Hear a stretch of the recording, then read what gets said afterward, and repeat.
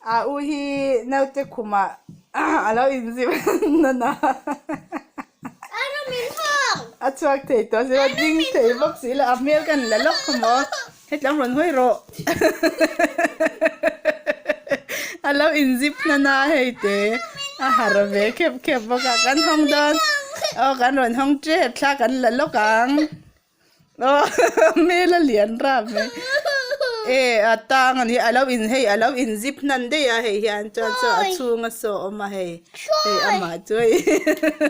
awak to bakal te to boxi heta ni lumai rum pe ro ni lum lama hian ni luma